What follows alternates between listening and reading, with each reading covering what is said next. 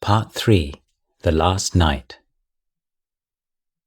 On the evening of the 27th of June, his last night at Chithurst before returning to Thailand, Luang Por met with the Sangha for an evening of conversation and exhortation.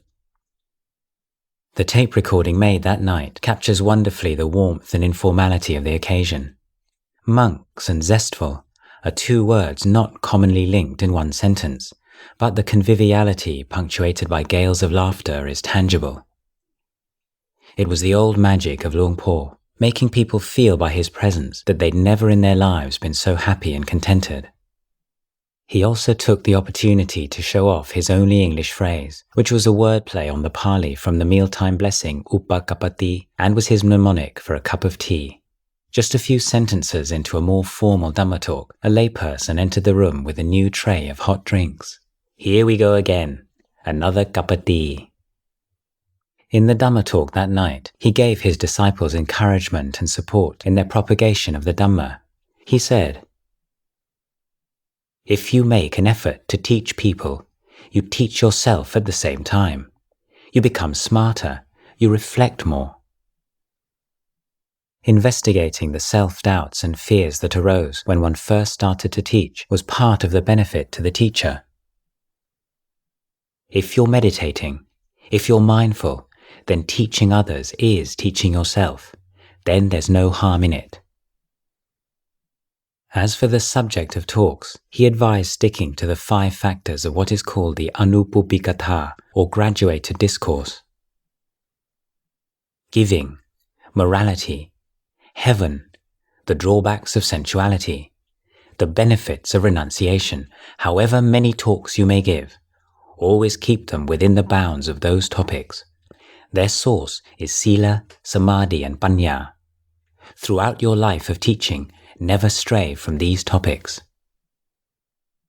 He advised against too much eclecticism. There needed to be a coherent house style. If you're teaching mindfulness of breathing, all of you should teach it in the same way. Similarly with the investigation of the body, don't introduce teachings from other traditions, it's confusing. One person starts teaching Zen and another Tibetan Buddhism, and it's a complete muddle. People here are very confused already. If you give them a bit of this and a bit of that, it will be such a muddle that before long they won't absorb anything at all. You must all teach in a common idiom, so that there will be a harmony of approach.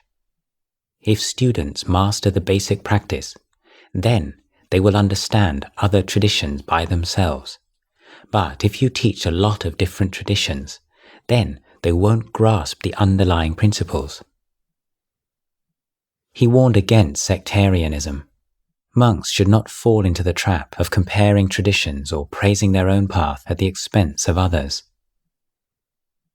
Tell people that they don't have to abandon their former practices. They can hold on to them, but for now, give this a try. Just do this one thing for the time being and see what happens. Don't answer the phone. Luang Por reminded the monks that even the Buddha said that teaching was difficult. People do not relinquish their delusions easily. He cautioned them not to get discouraged and gave an example from his own experience. Sometimes you get fed up with it. At the beginning, sometimes, I'd lay there in the middle of the night and feel like taking my bowl and running away from my disciples. It was all so frustrating. But when I reflected on the Dhamma, I realized that I couldn't do that. I asked myself, if you're not going to teach deluded people, who are you going to teach? I was the one who was deluded into thinking I was special. A telephone rang in another room, which nobody wanted to answer. Ajahn Pabakaro asked, "Wouldn't it be better to be a Pacceka Buddha?" A Pacceka Buddha is a silent Buddha, one who doesn't teach. It would be good. The Pacceka Buddha has no suffering. But it's best not to be anything at all. It's hard work being a Buddha, and don't be a Pacceka Buddha either. As soon as you are something, then it gets difficult. Don't be anything at all. If you think that you are Venerable Sumedho or Venerable Anando, then you'll suffer. Right now, There's no Anando. There's no Sumedo. Huh? How can that be? Well, those names are just conventions, aren't they? The moment that you become them, then you suffer. If there's a Sumedo, then Sumedo gets angry. If there's an Anando, then Anando gets angry. If there's no Sumedo or Anando, then there's nobody. Nobody to answer the phone. Answering or not answering the telephone became a metaphor for the response to sense impingement. Ring, ring, ring, ring. You couldn't care less. Nothing happens. There's no suffering. But if you are somebody, then as soon as the phone rings, you go to pick it up. It's suffering. You've got to use wisdom to get rid of Sumedo. Don't let there be any Anando to pick up the phone. Don't be Sumedo. Don't be Anando. Use those words only as conventions. Don't take things on board. People may call you good or bad, but don't identify with those qualities. Don't identify with things, but be aware.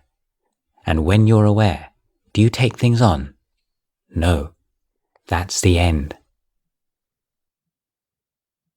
Earthquakes.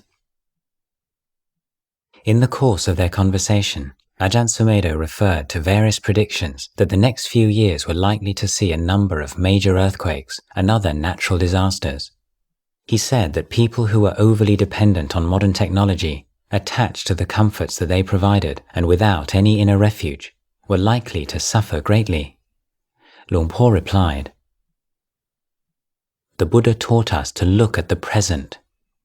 Astrologers say something's going to happen in another 2 years, but we don't have to wait that long. It's too far away. How could it be 2 years? It's happening right now, can't you see? 3 years before an earthquake. There's an earthquake right now. Look, America's shaking really strongly. You think certain things, and this earth shakes." He pointed at his chest. "We don't see it. The external earthquakes are rare.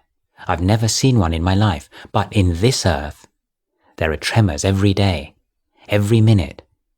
As soon as we're born, we start wailing. There, that's an earthquake." Luang Por said that because each person's earth quaked just a small amount every day, it was overlooked. Movement was natural and inevitable. It was a good thing. If there was no change, then people would stay as babies when they were born, and nobody would grow up. If nobody got old and died, where would everybody live? The problem, he said, was that people didn't look at the nature of things, and so nobody wanted to die. It's like you don't want this glass to be full, but you keep steadily pouring water into it. When all was said and done, there was only one way to be free from death. When you see with wisdom that nothing is truly me or mine, you realize the deathless.